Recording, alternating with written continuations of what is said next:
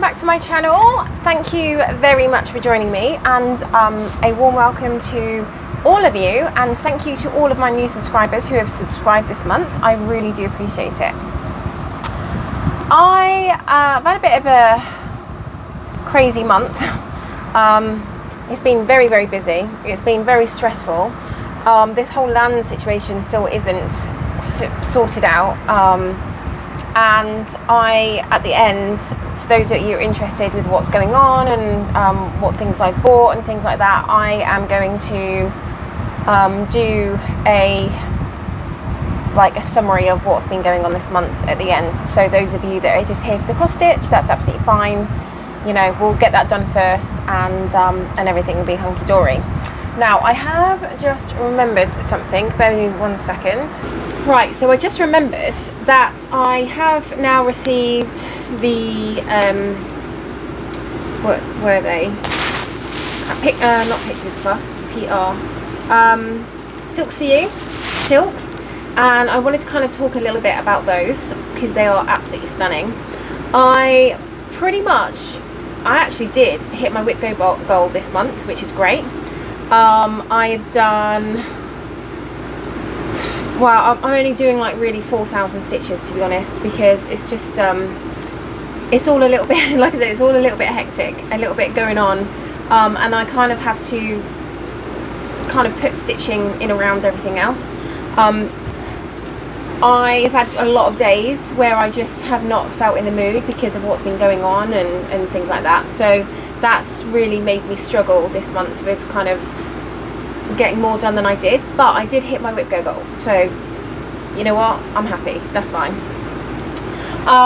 So have I purchased anything this month? No, I haven't. I haven't actually purchased anything this month, but before I get going, I just wanted to say a massive thank you to all of you who messaged me about my fabric and were happy to kind of sit there and unpick it all for me. Here's the 1 down 3 across stitching on the hand-dyed fabric. Now, I was overwhelmed. There were so many people, but do you know what? It's just, there is so much. And you know what, I might just at some point just do it myself. I mean, it's just a lot easier. I just need to be a little bit less lazy. But it's a lot to unpick, and it's not my favourite thing to do. And so many of you like just love doing that. It's just crazy. I don't get it, but it's just, thank you so much. The other thing that I was going to talk about was, and I've completely forgotten what I was going to say. Oh yeah, that was it. Rogue. So was it Rogue Stitching, or where I bought that fabric from last month that didn't really match the colour that I wanted?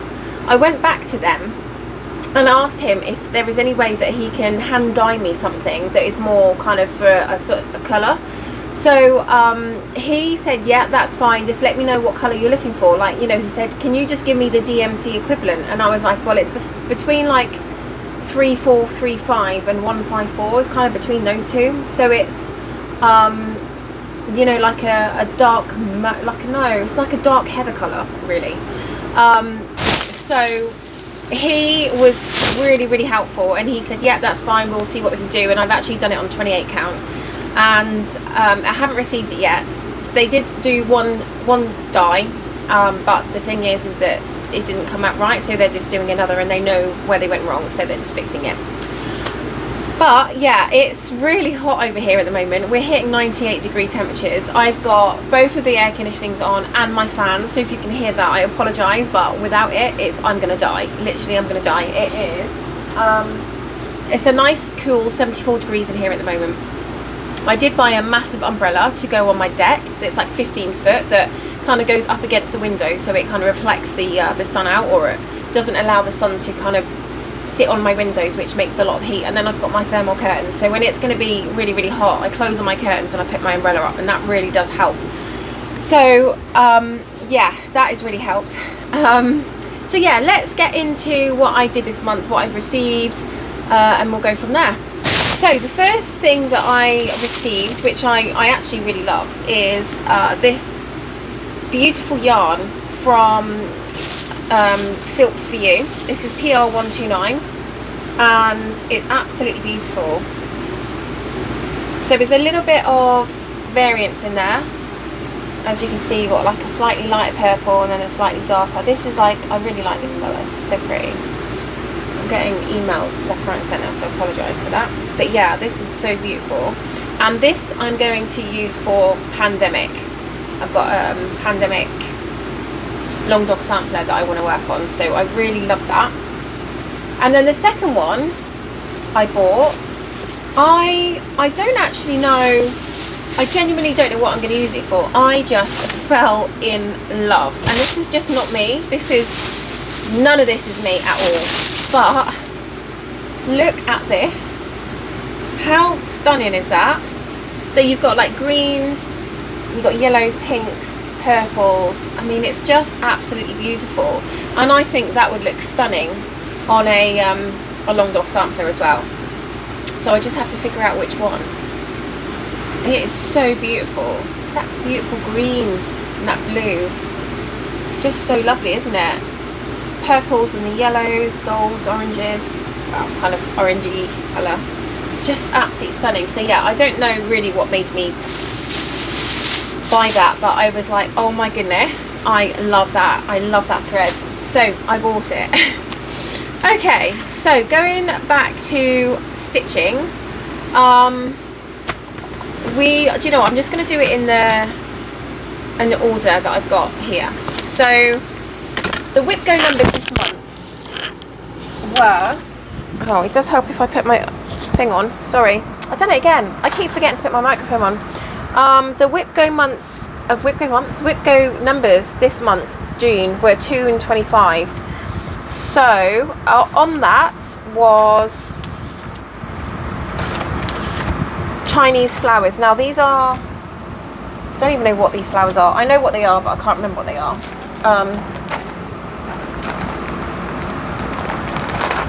And this is a counted cross stitch, something that I kind of said I would never do. It's 14 count. I'm going to see if I can, I don't know whether, oh, here it is.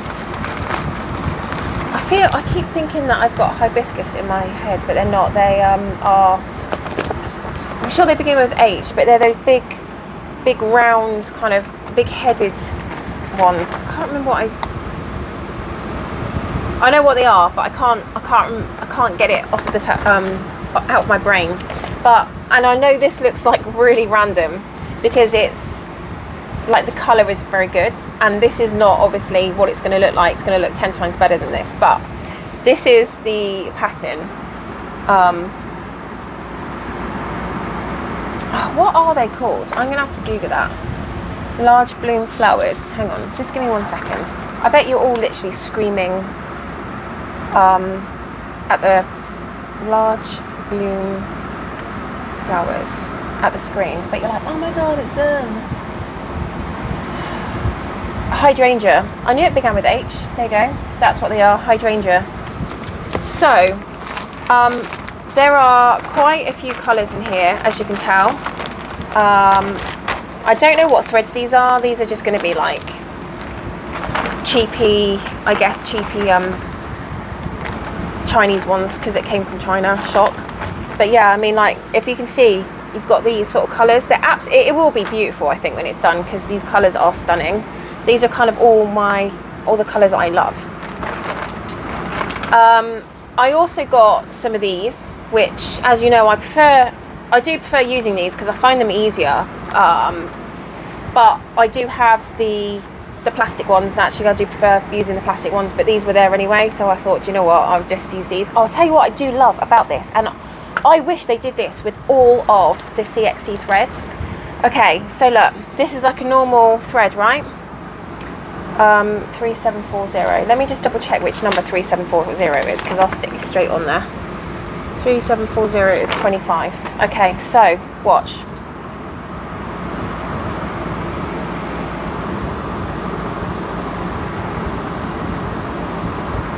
They've already cut it. Look at that. How cool is that? So I literally will just fold it in half. It's actually a really beautiful colour. I like this colour. Literally fold it in half, and 25, where are you?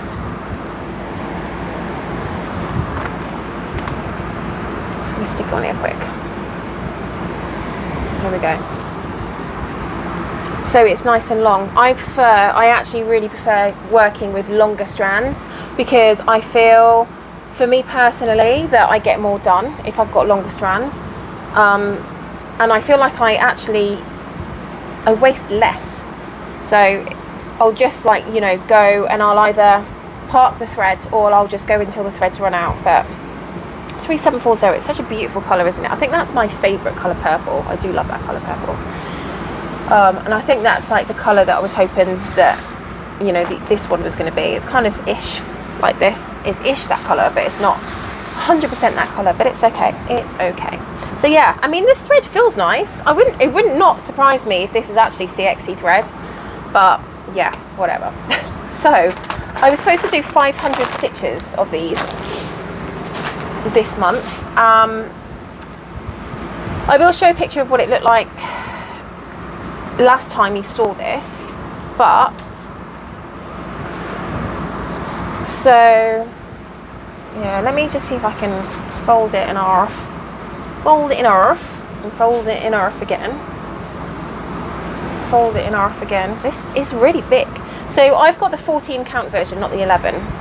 So this is where I got to. So as you can see, I mean, it's really pretty. It's 14 count. I'm going to bring it back so you can do I can do it before. I'll stick it here. But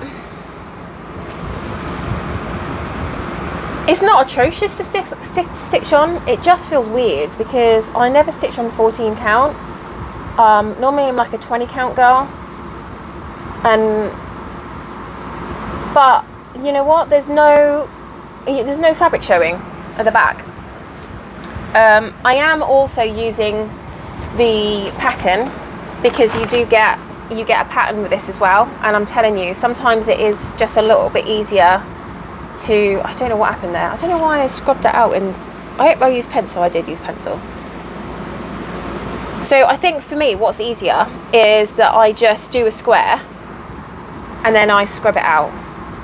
But yeah, I'm starting at the bottom left hand corner, and I know it sounds weird, but I was sort of hoping that I was going to start at the top.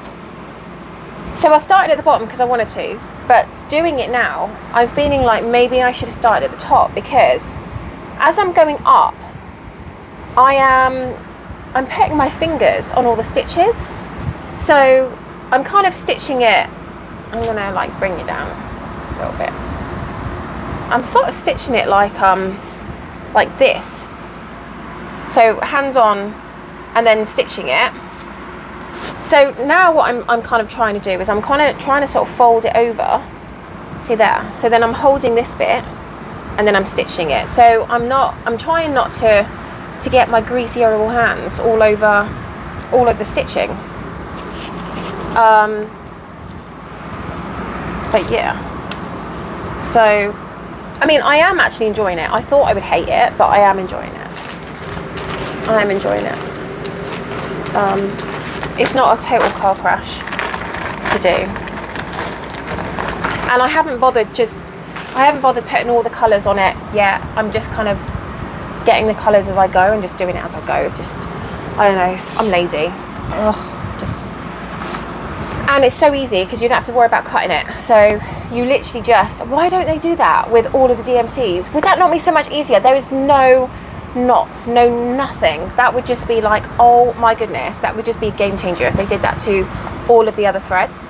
So I did 500 stitches of that. The next one I am going to show you is Grace Face 2. So this one here, this is a Heaven and Earth Designs, and the artwork is by Josephine Wall, if you didn't already know. Look at that colour. Look at that colour.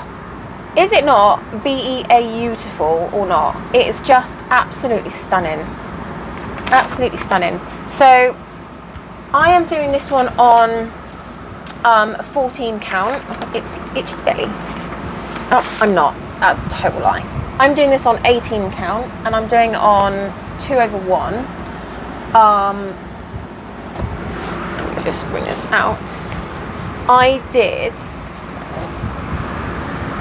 338 stitches, which is the amount of stitches I needed to do in order to get a clear round. I always said a clear round. To get it finished by the end of the month, and I'm at 94.79%. So I'm going to show you where I am now, and then I'm going to kind of move it so you can see where I was last month. Now I have cut off a little bit of the like pattern, so it's not completely, you can't see it complete, but I needed it to be sort of this way round. So look at this. Oh my god, look at that. Is that not stunning? And this is done with all CXC threads. I'm gonna like take my face out of this. CXC threads, absolutely a BEA beautiful. Got a few rogue stitches. Her face is coming on nicely, so I've got, you know, obviously some rogues here, rogues here. I don't even know how many colours. Actually, so let me just move it here so then I can put the other one here. But I mean, with 338 stitches, you're not going to notice much difference, I don't think. But you know what? It's just a little bit, a little bit, a little bit, and then it becomes more depth and less white, doesn't it? So yeah. So I am loving that. And there was something I was going to say. So this week has been like, no, this month has been crazy, and I can't even think straight right now. Oh my god, I literally had it and then it went. Seriously, what is wrong with me today? What was I going to say? Grey's Phase 2, 94.79% CXC threads. I literally can't remember, but if I remember halfway through, then I'm just going to like just tell you. But yeah, so I should be finished that by the end of the year, which is really exciting. Oh no, that was it. See, that was it. I was going to tell you like literally how many colours I got left before I complete. That's going to be a lot easier than telling you how many colours I have completed. So, and I should have just written this down first, because this is one of the things I really wanted to do. So I have got, and a lot of these have got 1s and 2 stitches, so actually, do you know what? I'm just going to tell you how many I've completed. So 1, 2, 3, 4, 5, 6, 7, 8, 9, 10, 11, 12, 13, 14, 15, 16, 17, 18, 19, 20, 23, 24, 25, 26, 27, 28, 29, 30. So I've completed 30 colours. And then I've got 1, 2, 3, 4, 5, 6, 7, 8, 9, 10, 11, 12, 13, 14, 15. I've got 15 that are under 4 stitches, 4 or under. The highest amount of stitches I've got on this left is 99 stitches. So 413 I've got 99 stitches, 779 I've got 94 stitches, 3799 I've got 87, 645 86. So there isn't really a hell of a lot of stitching left to do on this. 94.79 I'm at. So yeah, I will definitely get this one finished this year. So that's exciting. So I am going to tick that one, and I'm going to tick that one. Okay, the next one I'm going to show you is, and I'm glad this one's come out because it's so cute. It's called Jumble, Autumn Jumble, and it's by the Drawn Thread Company. If I hold it like that, it might be a bit easier. And it's really, really beautiful, and it's really delicate. And I'm using all of the called for threads on this one. There aren't very many, so I've got them on my Annie's Keepers. I do love Annie's Keepers, I must admit. I'm kind of, I don't know. Do you know what the thing is that I absolutely love, from a storage perspective, I think I prefer the bobbins, genuinely. But from a working perspective, I definitely prefer, I don't know what's happened here, bear with. What has happened here? From a working perspective, I definitely prefer using like either Annie's Keepers or what is going on here? Or the organisers that I use, you know, the coloured ones. So yeah, so I'm using all of the called for colours. I clearly cut that one too short, as you can tell, but actually I tend to like having a little bit longer. It looks a bit of a hot mess, doesn't it really? So these colours are dinky dyes and needle points. That's what these are. So that's a dinky dye, and dinky dye 074. I don't know, did I write that one there?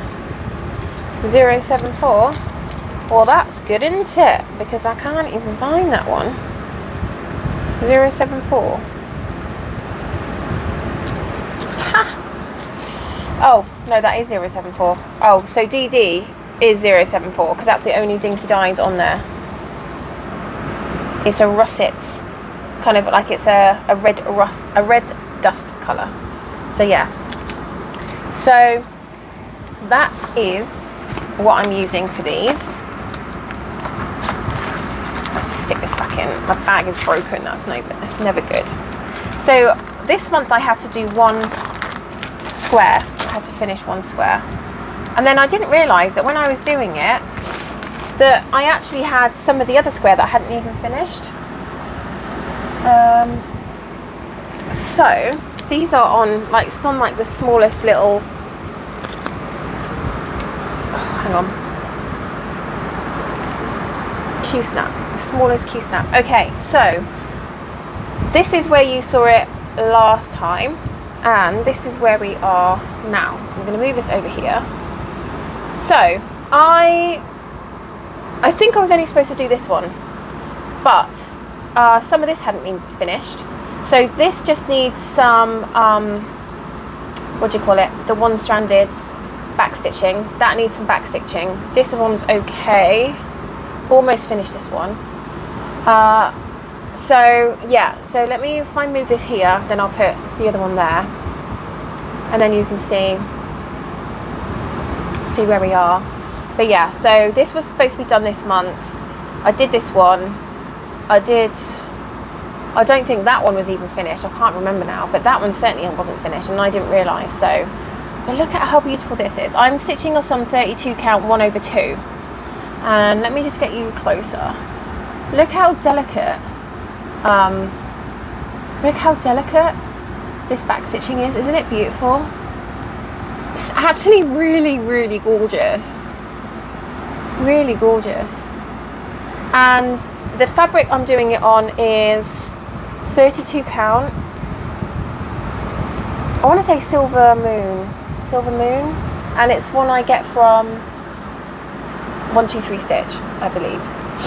And I like this one because this is a great fabric that goes with all of them. So I'm going to use this fabric for the autumn, spring, summer, and winter. Oh my goodness. I have not been sleeping at all. Like, my sleep pattern has gone like through like ridiculous. So I will literally be so tired at like 9 o'clock, and then I'll go to bed, and then I'll read my book, and I literally, within not even half an hour, like 15 minutes of reading my book, I fall asleep because I'm so tired. And then by 1 o'clock, I have been in such a deep sleep since 9 o'clock. That's it, I'm awake then, bang. So I'm like Skyping my dad at 3 o'clock in the morning. And my dad's like, what are you doing? Skyping me at 3 o'clock in the morning? Like, because, you know, obviously for him it's like 7, 8 o'clock and he's up anyway. And I was like, Dad, I can't sleep, you know, what's so much going on? Then I'm bawling my eyes out, and it's just like, you know, he's like, just Holly, we'll get it sorted, don't worry, you know, yada yada yada. But I'm like, well, what if we don't? You know, it's just an unholy mess, and I will explain it to you when I finish this.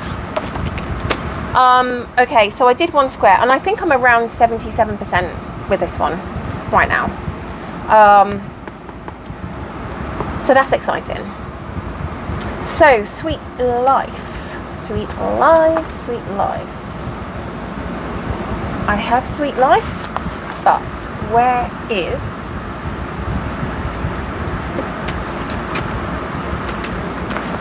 the actual Bear with. That's hilarious. Where? Oh, there it is. Okay. I was like, where is my actual project? Okay. So, Sweet Life is a quick stitch. Doesn't feel like it's a quick stitch. Heaven and Earth Designs. And this is by Amy Stewart. Very, very gorgeous colours. Like, all of these colours are me. I love it. Absolutely love it. So, I love, like, pastel-y colours. I don't know if I've got them on here. Hang on. So my highlighters, this is like my life.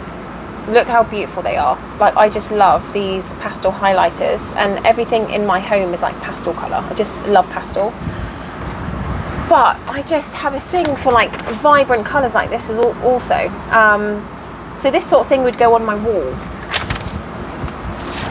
but not necessarily as like a throw or, you know, anything like that. So Heaven and Earth Design is a quick stitch, and I am stitching this on 20 count 1/1.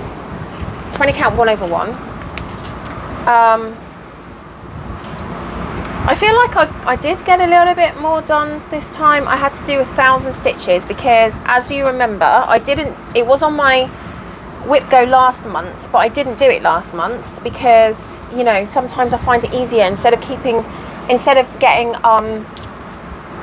you know, one thing out one time and then one project out another time. I find it easier. I know it's probably not done, but, you know, who cares?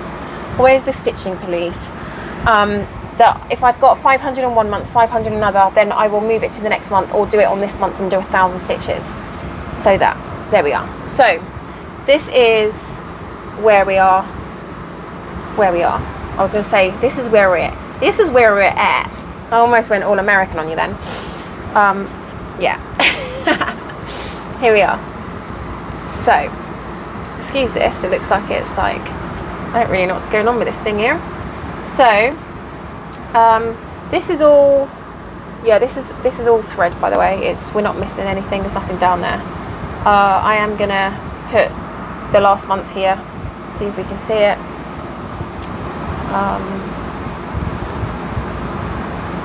Yeah, so I'm so glad to have got the flowers done. There is so much confetti in this. Look how much confetti is in this. It's just like ginormously ridiculous.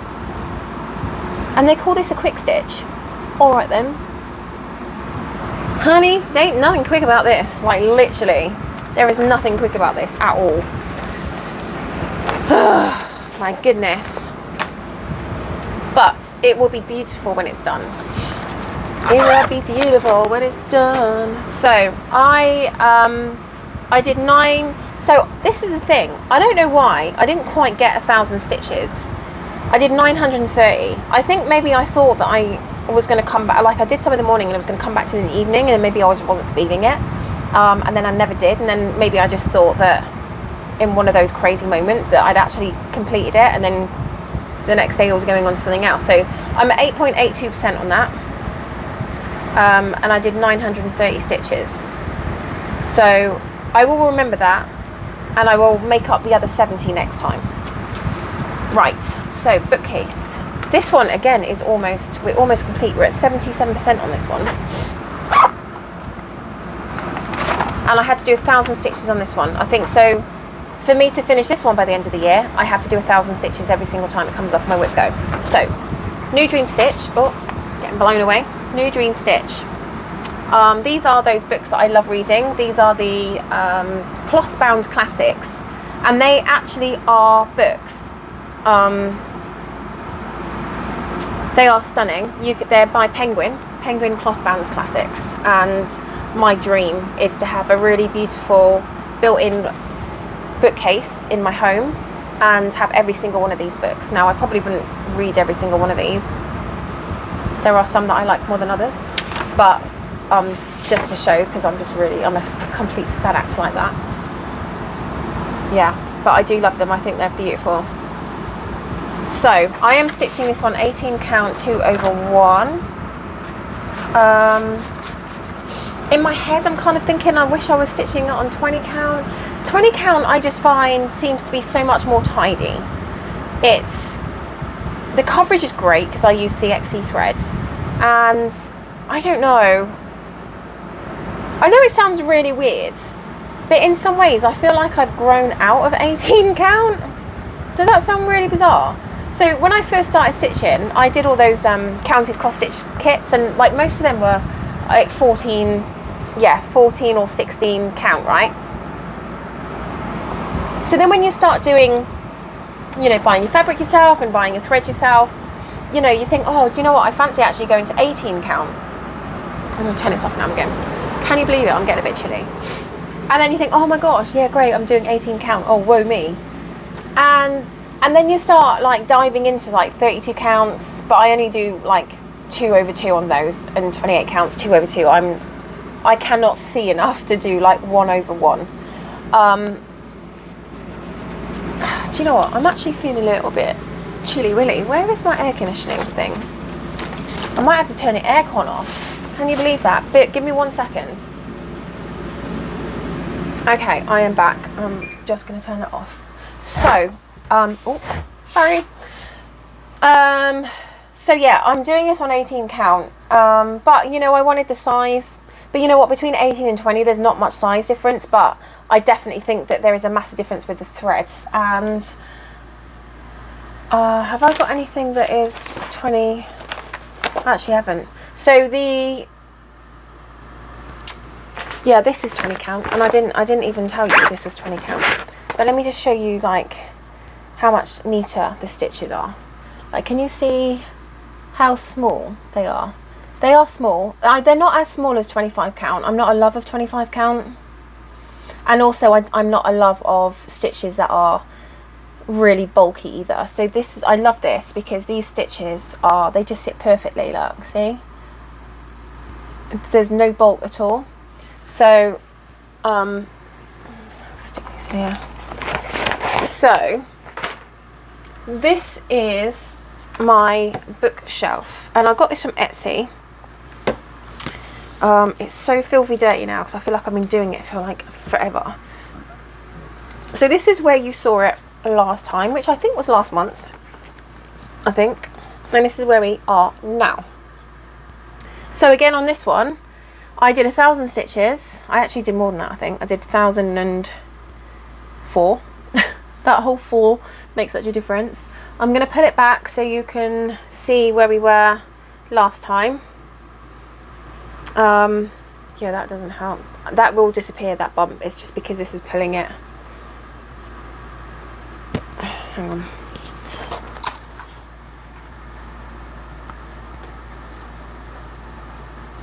Once it goes in the wash, it will be fine. Okay, so this is where we are. So I think I did a bit more on here. I think I can't remember now. I can't remember where I worked. Maybe I got this finished, potentially. Again, we are just going through and we are colour completing. So it's looking great. I'm going to do all of the back stitching with the titles a later date when it's done. But, bear with. However, I will tell you how many I've colour completed because it's exciting. So 1, 2, 3, 4, 5, 6, 7, 8, 9, 10, 11, 12, 13, 14, 15, 16, 17. I've colour completed 17. And my highest number on here is 3072, which is 1,206 stitches. And then the next one is 923, which is 3743, which is 923 stitches, and then the next one is 931, which is 853 stitches. So there's still a significant amount on this project that, you know, I can kill those 1,000 stitches with, so that's fine. But yeah, we are at 77% on this one. So I will get this one finished by the end of the year as well. I don't know how many I'm supposed to be getting finished by the end of the year. Peacock Love, Grace Face 2, and Bookshelf. So that's 3. That is 3. So I'm going to get 3 projects finished this year. Okay, the next one I'm going to show you. This one took the place of the, what do you call it, the Quaker. And this is a new one that I bought earlier this year, and I absolutely love it, and I love working on it. And this is from VIII, and this is the Great Britain flag, as you very well know. And this is bought on Etsy, and I absolutely bloody love this project. I really do. It's just so beautiful. And I can't remember, I think 3... I can't remember what colours I'm using, but I did switch out the colours. So, if you just bear with me, I'll go and get the colours, one sec. Okay, right, I'm back. We all love to know what colours people use, right? So, let's just do this, people. Okay. So, the called for colours are... No idea, because it's not on this, it's in the other bit. Okay, so... Let me just show you what it looks like first. And I will show you where I was last month. Oh, hang on. Bear with. For some reason I've got this caught. Oh my goodness. Sorry, I've got a pair of scissors here that I just found. Because this is caught on my... Okay. Right. So, this is where we are at the moment. And I'm stitching this on 32 count, 2/2. Because that seems to be... like my go-to. Now that red looks really red, and it's not that red, it's a darker red. I can't explain it. It is a much darker red. I think it's only because of the light that it's showing as like a bright white. I know the grey was supposed to be a lot lighter. It's supposed to be 726 or something. So if you have a look at this red is more of a reflection of this red, but this, for some reason, this red looks really, really red, like bright red, and it's not. It's a darker red. So the colour I'm using for the red is 321. Again, it looks really bright, but it's really not. It's a slightly darker red than what is showing. And then the grey is number 2. So obviously CXC threads don't do 1 to 35. So Rose to me is this. Rose to me is 1 to 35. That's what I use. And then the 9, obviously this is hauled for 939. So that goes in between, and I'll show you that in a second. And then the blue is 312. The blue is 3. Again, it's not a true colour. It looks really bright. It's more darker. So 312 and 321. Yeah, it's a lot darker. So, what way does this go?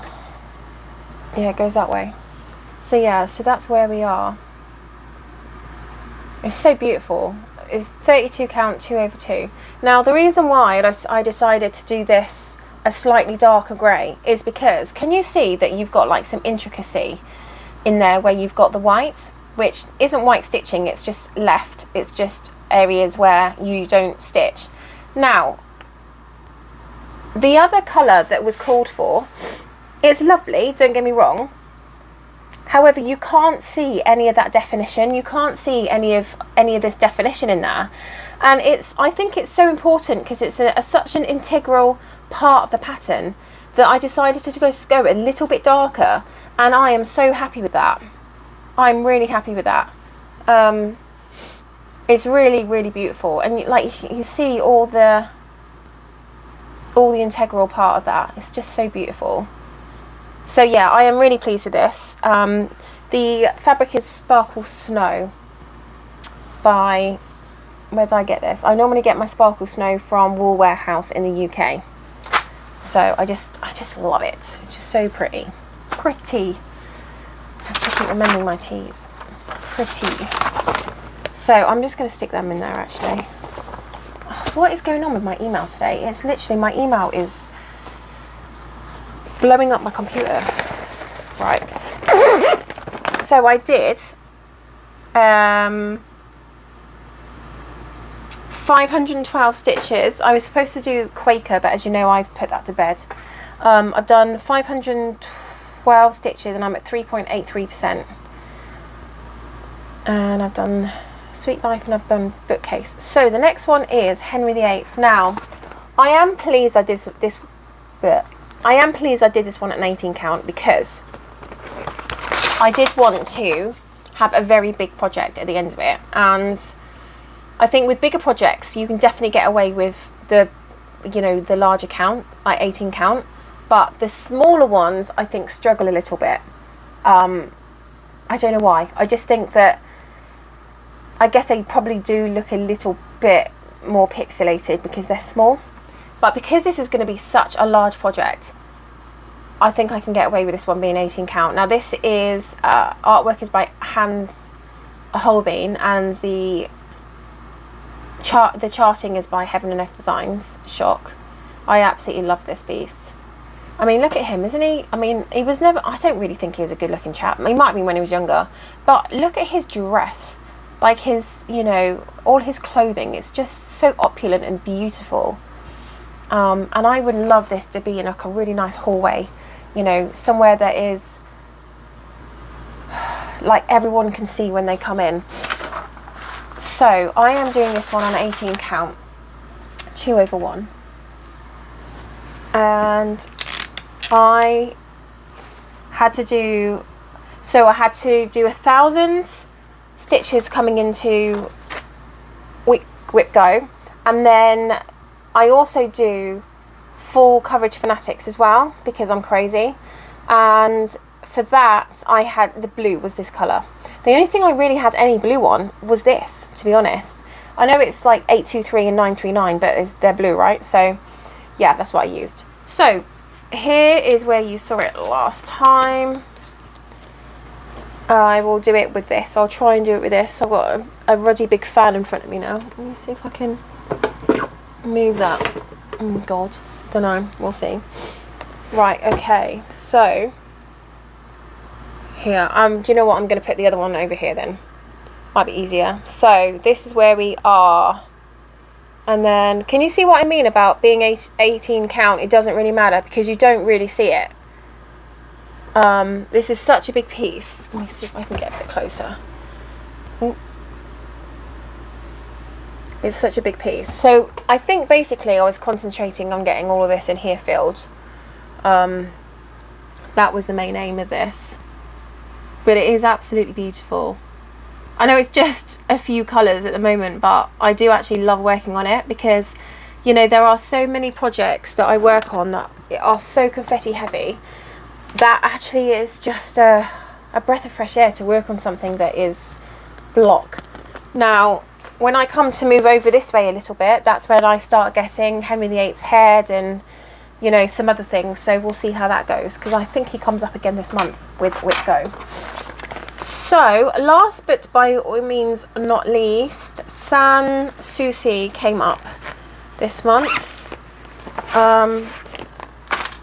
Oh gosh, look at the state of this. I seriously need to sort this out.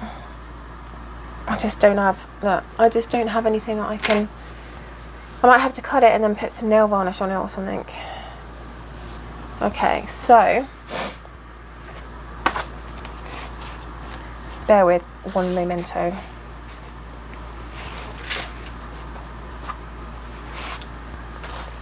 So Susi is a long dog sampler, and I love this one. It's very beautiful. So I'm doing this in colourway 3820, I think. I think it's 3820. So just trying to get it to a size that doesn't take over so I can put the before bit in. So yeah, I was 1,000 stitches on this one. So this is where I am. Sorry, bear with. Right, here we are. And I think I'm pretty much worked on this area here and like up here. So this is more of a yellow. I love this. I wanted more yellow than gold, and it is like more yellow than gold, like a sunshine yellow. And this is going to go in my office, because my office is going to have yellow files, because I love sunshine and I love bright and happy colours. So happy colours are yellow. Probably not going to be to everyone's taste, but it will be done. It will be done really nicely, and you know, it will be finished off really well as well. So it will be framed nicely. But yeah, so that is Sans Susi. Oh my goodness me. Okay. And oops, so that is everything from what I worked on this month. Now, next month, the Whip Go numbers were no, they weren't. There were 6 and 23. 6 and 23. I haven't written that on here. 6, 23. So, for my Whip Go board, because I've got 4, because I'm a crazy person, where I've got under 100,000 stitches, number 6 is the lion, and number 23 is the lion. That's interesting. So, I will be able to do 1,000 stitches on my lion, which is a project I got from Etsy. Instant cross stitch this is from, and you may or may not know I love big cats. I'm a cat person. I love tigers and lions. I probably prefer lions to tigers. Absolutely gorgeous. Look at this. It's just stunning. So I need to do 1,000 stitches on that. And then, so anything that's not full coverage. So Autumn Jumble, you've seen Autumn Jumble because I just had it up here, and I have to do 2 squares. So at the moment I have done these, and then I just need to do 2 more. Depending on how I go. Oh no, so it'll be, oh yeah, it will be that one and that one. But depending on how I go, I might, you know what, I might just finish all 3. You never know. It depends on how my month goes. You know, it'll go fine and then something will fall apart, you know, as it does. It's just craziness. So I need to do 2 squares on that, and then 23 is crossword. So this is the one that is not on the stitch, is not on my coloured or dyed fabric. This is, I love this. Let me show you what we've done so far, because it's so beautiful. So the colours I'm using this for is 3041 and number 29, which is like an aubergine colour. So number 29, which is like an aubergine colour. Now this is not rose to me. These are AMO. And there's no reason why it's AMO. I was using AMO, and then I decided to try rose to me, and actually rose to me feels a bit more like CXC, whereas I find that AMO feels a little bit more scratchy. So 3041. So these are the colours that I'm using on a grey fabric, which I will show you now, and I cannot for the life of me think what colour it is. It would help if I told you what it was. This is a Long Dog sampler called Crosswords. And this is where I am so far. I just absolutely love this piece. Hang on, let me see if I can. There we are. It's so gorgeous. Look how well those colours work together. going to make this smaller because sometimes I find it when it's, there we are. Look at that. That's much better. How beautiful are they? And that's going to go in my guest room if I ever build a house. Like, if I ever get to stay here. I mean, everything is up in the air right now, isn't it? Right? So, is what it is. Is what it is. So,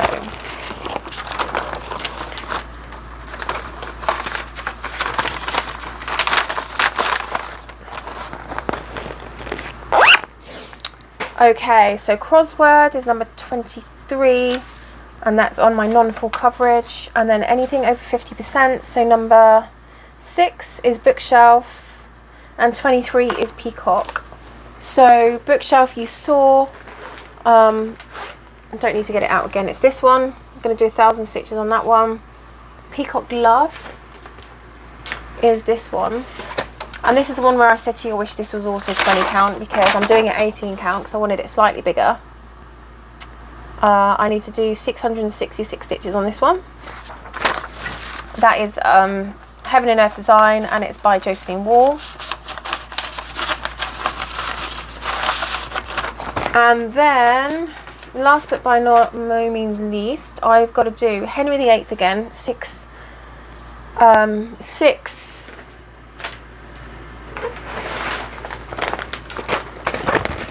Henry VIII. I've got to do 1,000 stitches. Him. And then this one hasn't been out for a while. Gobbler Farm. I've got to do 500 stitches on this one. And let me tell you, this is a freaking nightmare for confetti. I do not enjoy working on this at all. So Gobbler Farm, I love it. Look at it, it's stunning. But oh my goodness me. I can show you where I am so far. The confetti in this is just ridiculous. It is absolutely ridiculous. So I don't feel like I'm getting anywhere. Just so much confetti everywhere. So yeah, this is on 20 count also, 1/1. So I've got to do 500 stitches on that. And the reason I say 500 stitches is because there is so much confetti, and it takes me days and days to do 1,000 stitches. And quite frankly, I just don't have the time at the moment to spend days on one project. I think that's everything. So bookshelf, Peacock Love, Gobbler Farm, Henry VIII, crossword, Autumn Jumble, and the Lion. Yes, so that is everything. Oh, white came up for full coverage fanatics this month. So Santa is going to be done, and I feel like this is going to be a bit more like Christmas in July. I'm feeling like there is a project that I want to start. I just can't restart. I can't start any more projects though. It's just ridiculous. Oh, I haven't even done anything on the ones that I have got. Okay, so where we are so far on this one is here.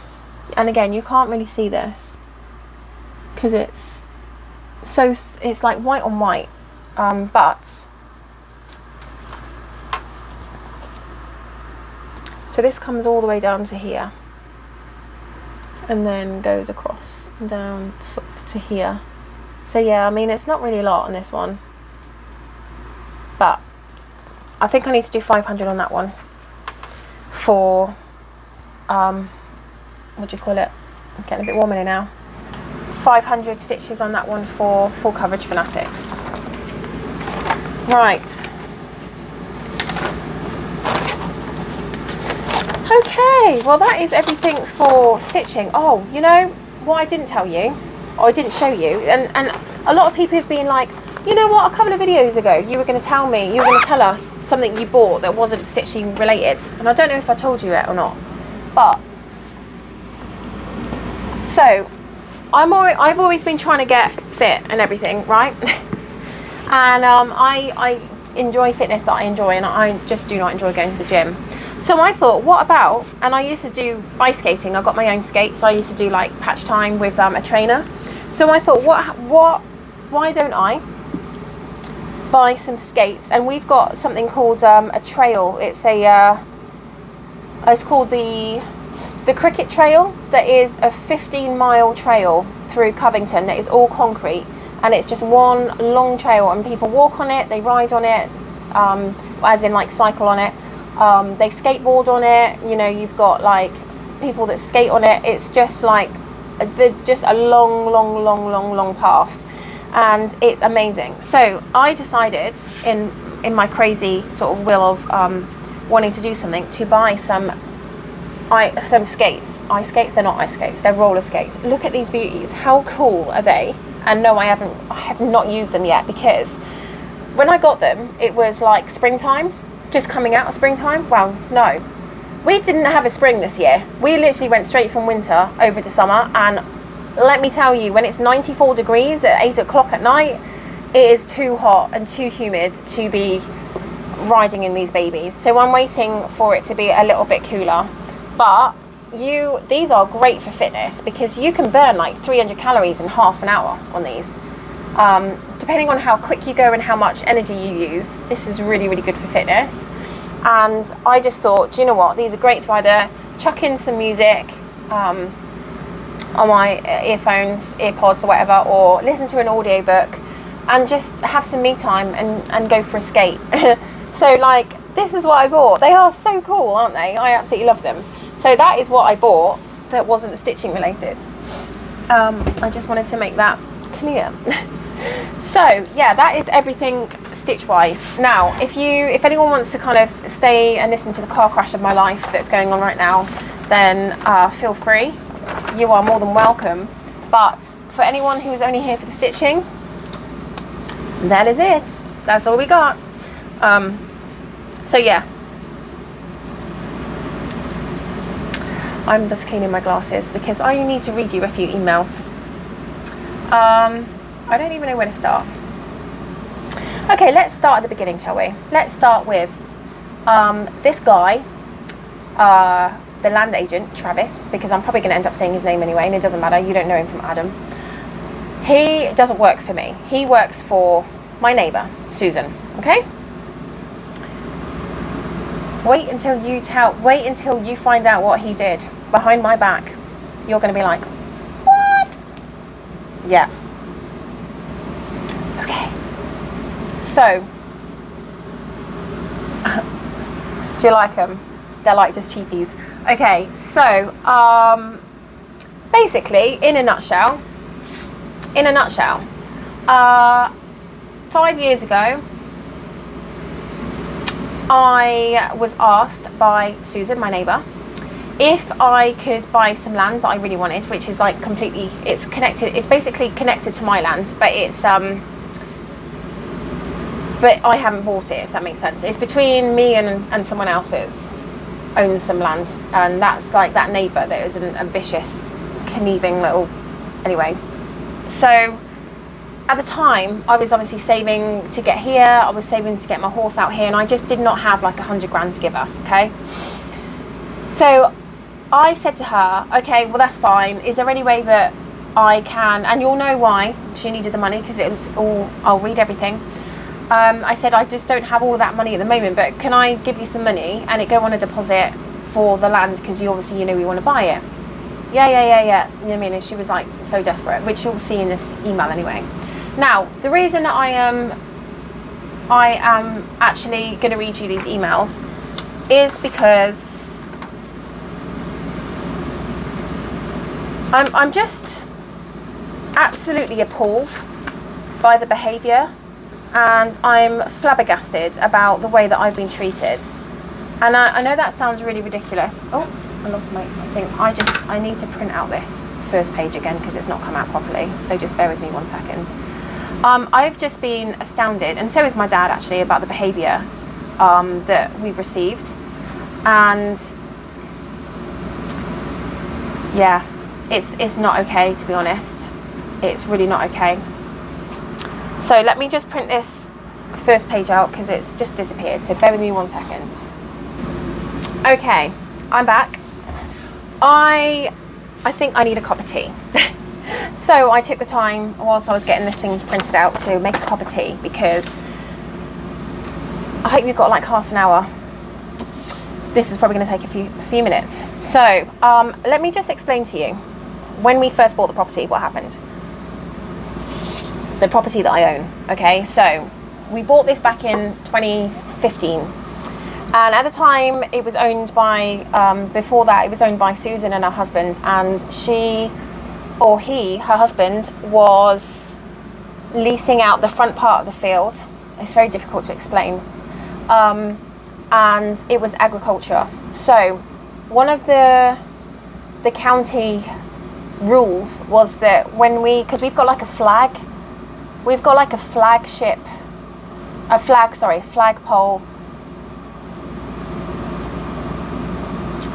got a cat that's literally crying at the window. We've got a flagpole entrance, okay? And so we had to have 100 foot this way. Garth, rascal, socks, sorry, whatever your name is. Come on. We had to have 100 foot, okay? And so it took some of their property, but that was all agreed, whatever, okay? So her husband asked us, would it be okay, because obviously this is going to interfere with like the crops we've got, that we can still use, what we planted. And my dad, being my dad, he was like, absolutely, no problem at all. I was exactly saying, yeah, that's fine. We weren't even here, so it doesn't really reflect on us at all. So then the other question that they asked us, really, look at all my footprints all over my book, and he's got it all over my table, was to say, we've been making hay and we've been cutting hay, and a lot of it is still on your property. Would you mind, because this is a business for us, if we just continue to, because we weren't here anyway, if we continue to cut it and grow it and things like that, and we could use it for hay for our horses, because they had horses. And we were like, yeah, no problem, that's fine. We weren't here, not a problem. Then her husband died, which is quite tragic. Don't get me wrong, I would never wish that on anyone. I just wouldn't. And he was such a nice guy, and it really is a tragedy, because I'm telling you now, if he'd still been alive today, none of this would have happened. Like, we would not be in this shit show. I can only describe it as that we're in at the moment. And so yeah, we were like, yeah, that's fine, you can use the hay. And then so he died, and then she sold a property, and then she put the money from that towards sort of getting her like cabin thing, reorganized, refurbed, make it look really nice, because she wanted to do an Airbnb. Good idea. This woman hasn't worked for the last 40 years, and she refuses to get a job. She's more than capable of getting a job, but she just refuses to have a job. So she refurbished this cabin, and was doing Airbnb and everything, and I don't know how, but she seems to go through $300,000-400,000 a year, and I don't know what she spends it on, but she was left $5 million just after her husband died by her grandma, and she's gone through all of that.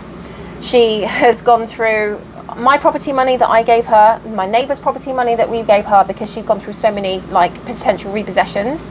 So I don't know what she does with her money, but A, she doesn't invest it, and B, she clearly spends it because she has no money.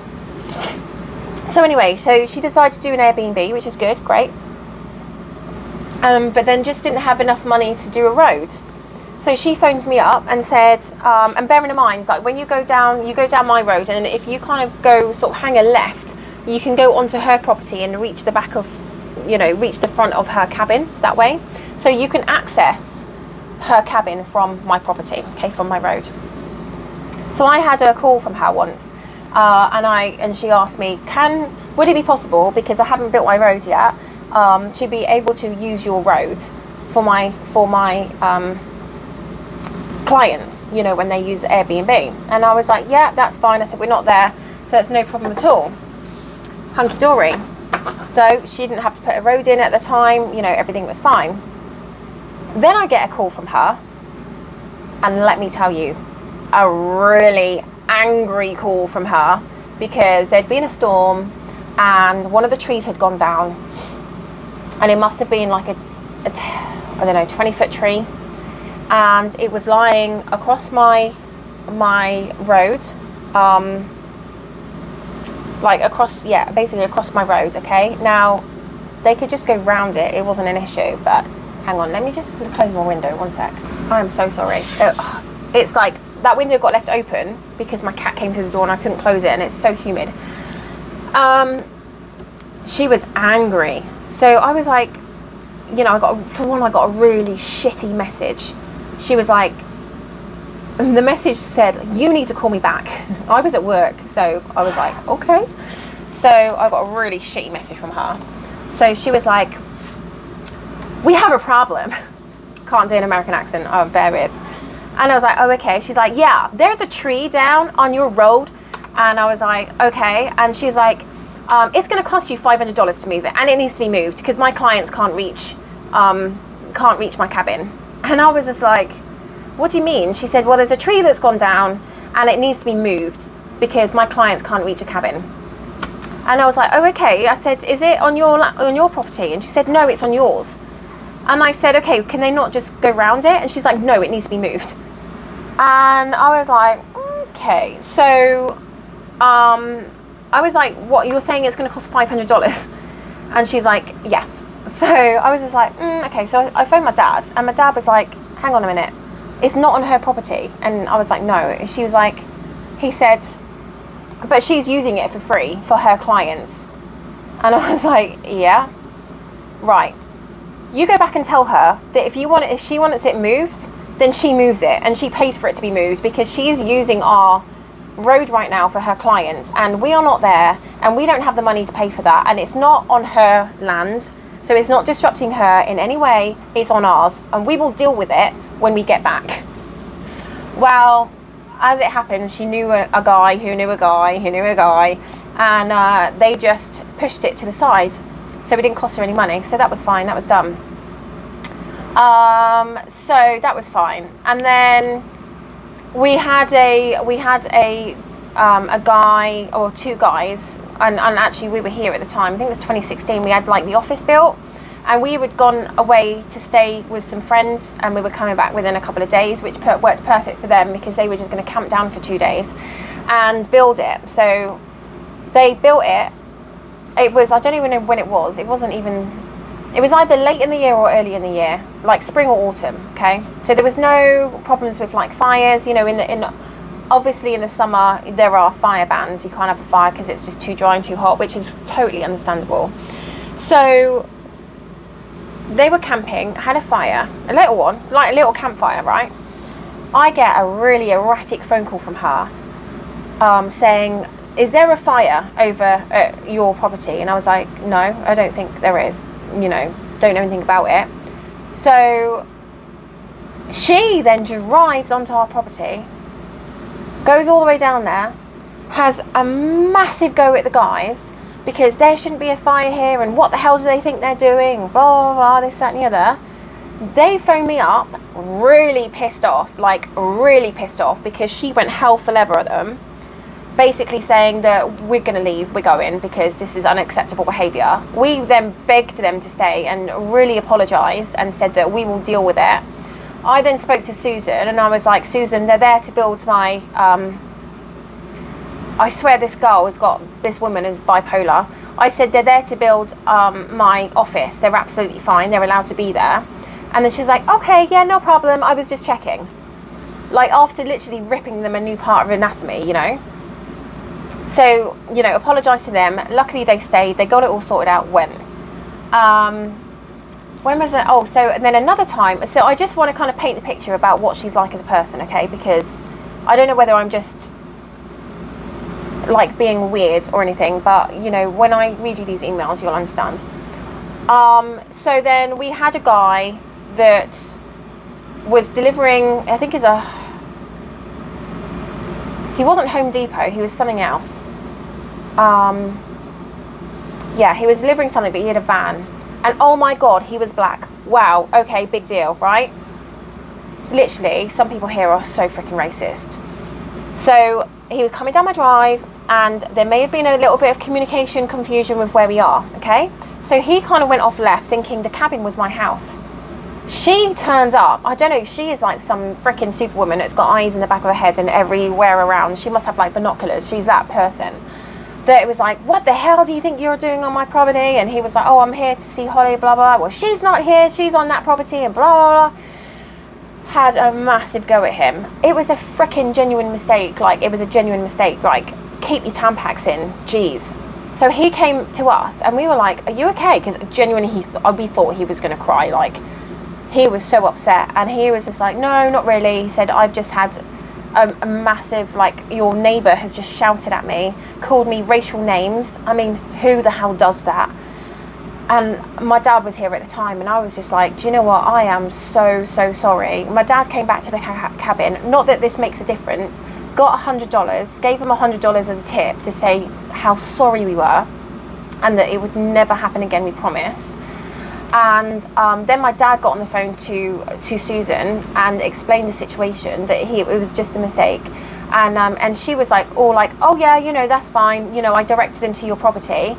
And my dad turned around to her and said, but you didn't though, did you? You didn't just direct him to our property. You had a massive go at him and you called him racial names, and that is absolutely unacceptable. So he said, if you ever have an issue with any of our drivers ever again, you contact us. You do not speak to them directly. So she was like a bit like, okay. So anyway, that happened. And then we had a Home Depot truck that got stuck. So it was like a little bit of a rainy day the day before. And as he was pulling out, so he was fine dropping everything off. And as he was pulling out, went down the road that is kind of connected to her property, he got stuck. And we had to then wait for a guy to come and like a big tow truck to tow him out. And we weren't even on her property. We were not even on her property. And she was phoning me up saying, get that off my property. You know, it's unacceptable, blah, blah, blah, this, that, and the other. And I was like, Susan, he's broken down. I said, we are doing everything we can to get this truck unstuck. But ultimately, he's broken down. That's it. You know, he's stuck. We're waiting for a truck to come and get him out. And she was like, that's unacceptable. If he's not moved in 10 minutes, I'm going to call the cops, blah, blah, blah, this, that, and the other. Right, okay. So I was like, I put her on hold. I gave the phone to my dad, because my dad is really diplomatic. He doesn't lose his shit very often. I was ready to rip her head off, let me just tell you. And I gave it to my dad and I said, Dad, Susan's on the phone. Can you deal with it, please? Because I am about to rip her head off. So he explained the situation, blah, blah. Do you know what? Funny enough, she didn't give him that shit. She never said to him that she was calling the cops. And he said, we're doing everything we can, blah, blah. And she's like, well, you know, you're on our land. And my dad was like, well, we're not. We're not on your land at all. I said, we've got 100 foot of, you know, anyway. Apparently we were on her land and oh my God, you know. So anyway, this is the person that she is, and I like a quiet life, okay? I don't like confrontation. I don't like anything like that. These things happened when my dad was here, so my dad sort of dealt with it. But there have been other times where, like, she's rang me up and she's like, hey Harley, are you in? I need some help with my futon. She's got like this big futon bed in her cabin, and when people use it, she needs another set of hands to put it back up. I cannot tell you how many times she called me. Like, she must have called me about 50 times to help put this futon up, okay? All through this year, all through last year, like whenever she had this Airbnb. So, when I spoke to you last, that was when I'd got a call from Travis to say that she's not going to do traditional finance. Sorry, she's not going to do owner financing now. She's changed her mind. She wants to do traditional financing.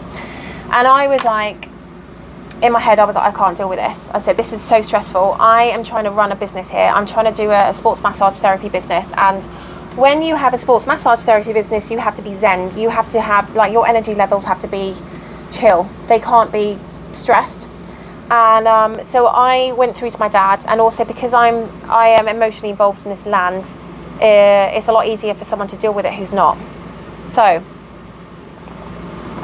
I spoke to my dad and said, look, this is the situation from Travis. Would you just deal with this, please? Could you be the person that contacts Travis and deals with this on my behalf? I said, because, you know, I'm trying to get my business going. And I can't deal with this from a mental perspective, like headspace. It's stressing me out. I'm not sleeping. I need to concentrate. And he was like, yeah, I got this, Holes. No worries. He's like, I totally understand. So I'll deal with it. So this is where the emails come in. And I feel like that I really, really need to talk to you and read these emails out. So this is to Travis, her land agent, nothing to do with me, works for her, does not work for me, okay? This is an email that my dad sent to Travis. And this is where I mean my funky glasses. Hi Travis, Chris Vernon here, Holly's dad. Hol asked me to get in touch with you to see if we can find a way through with Susan and get a resolution on the purchase of the 18 acres with a win-win situation. I think, given the time or years involved and the ongoing, albeit unconnected, frustrations and disappointments of Susan having to sell her home and Holly with a new business startup, communication between the two have become just a bit too personal now, and it really needs to be kept on a business focus. It seems that we were so close with your email on the 21st of December 23, which laid out the principles of an agreement and rightly left the details to be worked on another day. I feel that we can have discussions and deliberations and explore possibilities that the two ladies could not now have. There is a 6-hour difference between us. My phone number is blah, blah, blah, blah. Right, let me just, I don't know if I have a copy of that email, but the email that Travis sent me was an email asking me to go to the county to sign that the land that we want to buy, the 18 acres, is surveyed into my land, so they know that it's not going to be left unbought, because what they don't want is they don't want landlocked property left.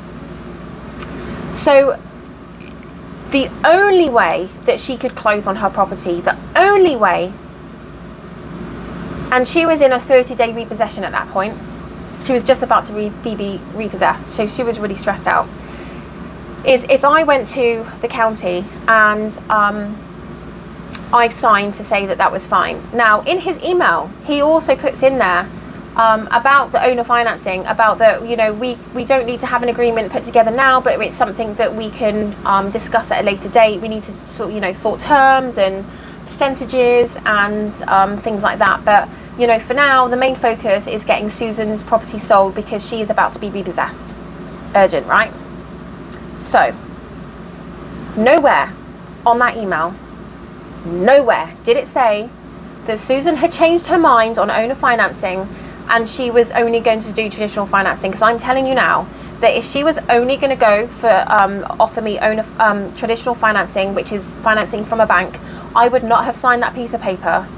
Her property would have been repossessed by the bank and she would have lost everything. Let me just point that out. So that is when he refers to that email on the 21st of December 23, it's the email that he's discussing owner finance with us, okay?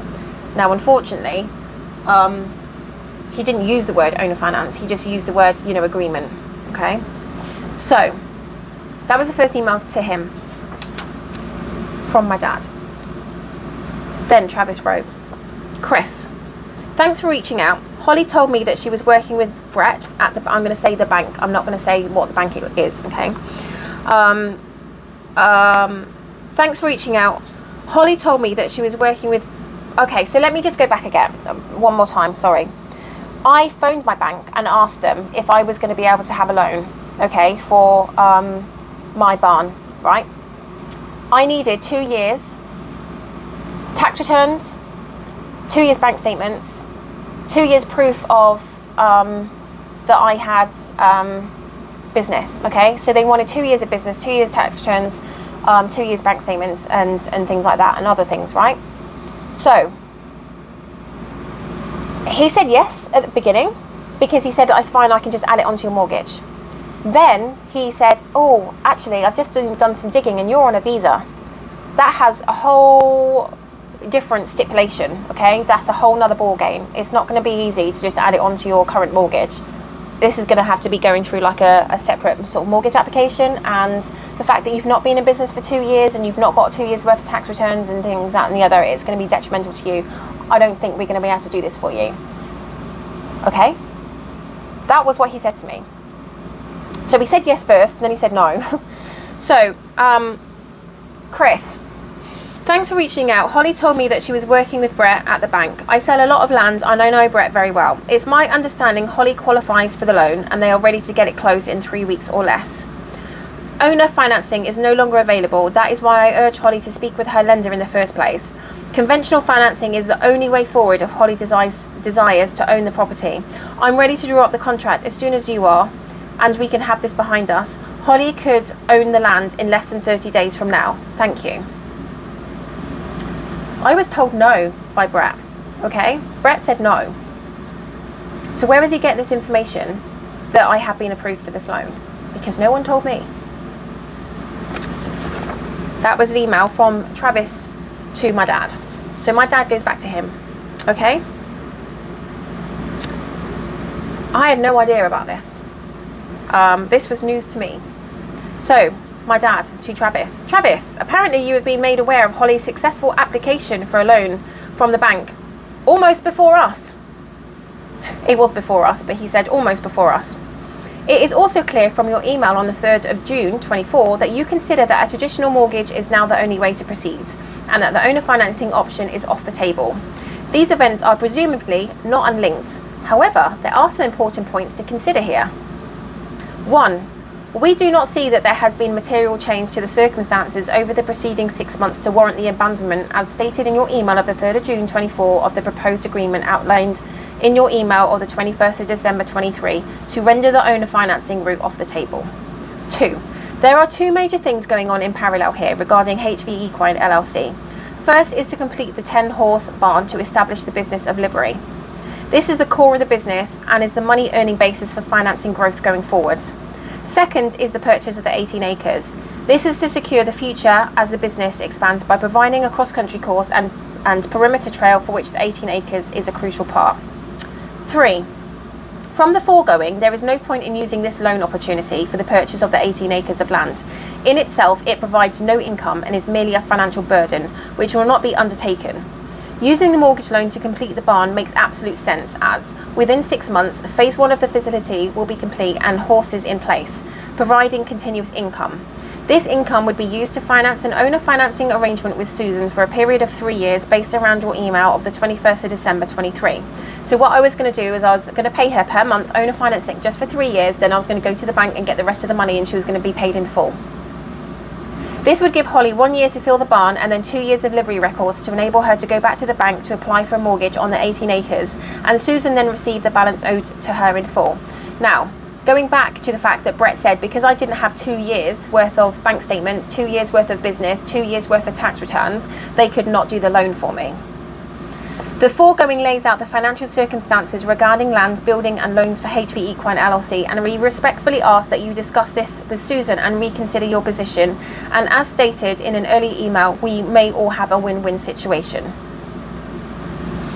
Chris, with all due respect, they are unlinked. However, it solidifies Susan's decision.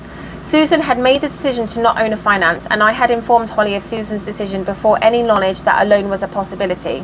After which Holly herself disclosed to me that she was confident she could get approved for the loan.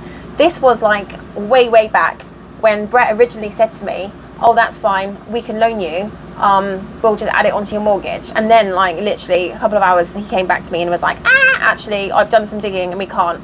Clearly here, people do their due diligence after the fact, after they tell you things. They don't do their due diligence first, they do it after. Well, when I say here, I don't mean that America in general, I just mean it at this bank. So after which, Holly herself disclosed to me that she was confident she could get approved for the loan. Then a day or so later, she informs me that she can no longer get approval. Brett came back to me and said I couldn't. In an effort to better understand the situation, I reached out to Brett at the bank. When I spoke to Brett, he informed me that he was going to try and get it done for her and that he felt it had a very good chance of approval. Brett later informed me that the loan was approved pending appraisal. However, after he shared the good news with Holly, she told him that she no longer needed the loan because she was getting owner financing. I didn't know what to think after hearing that, but here we are. I didn't tell him that. I told Brett, bear with me because I need to speak to my dad about this, because at this point you know, we were kind of thinking that we actually really need this for the barn, because the barn is going to make me money. The land is not going to make me any money. It's just going to be an extra $1,300 mortgage that I'm going to have to pay with having nothing in. With a barn, I've got $11,000 a month coming in. What makes more business sense? Keep in mind, it was through my efforts that we were able to extend your purchase option agreement so that we could have a little more time to work on this for Holly's sake. At first, Holly didn't even want to extend. I have no idea why. But she later figured out it was in her best interest and signed the extension. I told Holly when we spoke last that she would have to decide what was a higher priority right now, securing the land or building the barn. I can't answer that for her. Sounds like perhaps the barn is, and that is okay, but she has to be willing to potentially lose the land or increase the loan to accomplish both. Susan's circumstances did in fact change since our last correspondence on the 21st of December, email you referenced. That was a very interesting time involving a very complex purchase and sale situation, including her house, all structures and 35 acres. At the time, she was more incentivized to do a possible owner finance because it appeared likely that Newton County was going to require proof of such an agreement in order to approve the survey. The survey approval / new legal description was a condition of the sale.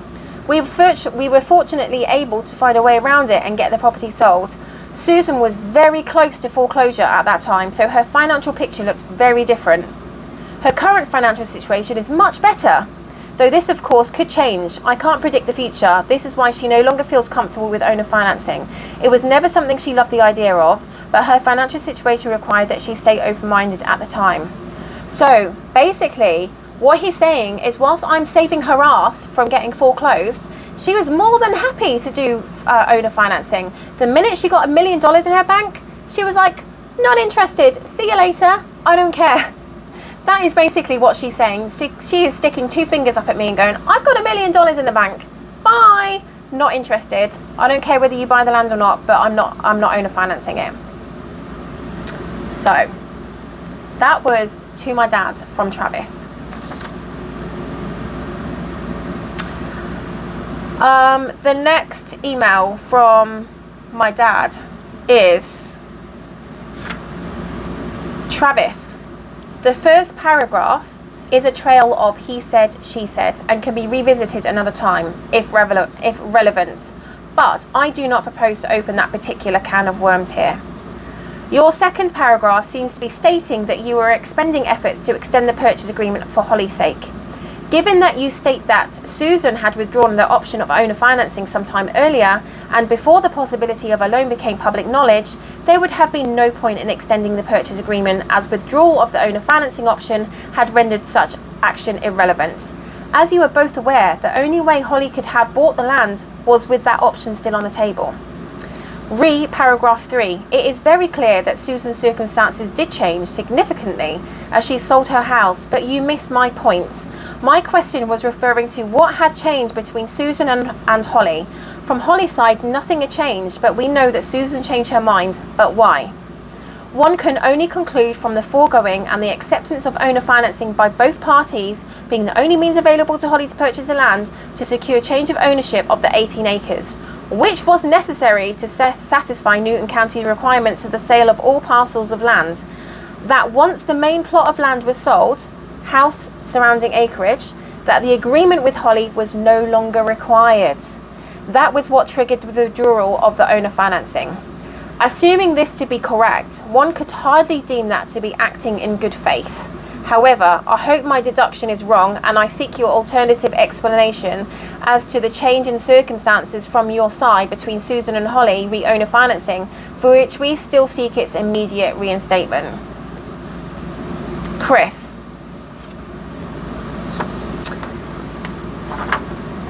Are you aware that Susan and Holly do not have a great relationship? They have been on bad terms for quite a while now. Owner financing is traditionally seen as a favour to the buyer. Susan doesn't have a strong appetite for doing Holly any favours.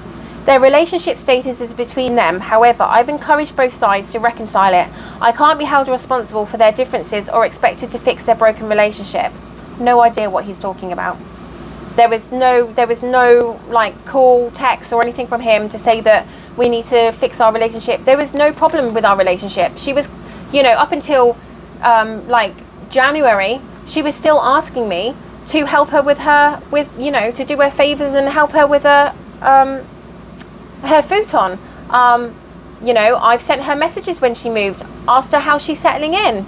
She's called me and said, I think your horse is out because, you know, she was over here. So basically she moved and then her horses broke a fence and then she had to move her horses back over here. The new owners, luckily, let her do that while she got her fence fixed.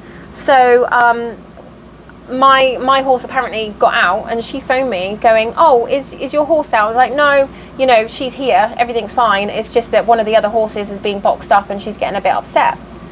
I mean, there is nothing wrong with our relationship. Were we best friends? No, because of the way that she's treated me, the way she talks to me, and the way that she's treated people that are contractors and things like that. No, we were never best friends, but was I ever rude to her? No, I wasn't. So, I can't be held responsible for their differences or expected to fix their broken relationship. To my knowledge, no definitive owner finance terms were ever agreed upon, verbally or in writing, only discussed. Please correct me if I'm wrong. So even if Susan was willing to do an owner financing, what makes you confident that we could agree on the terms? The terms proposed in Holly's 1223 email were not good. I get the impression that if we don't agree on the terms that you and or Holly see as fair, then our side is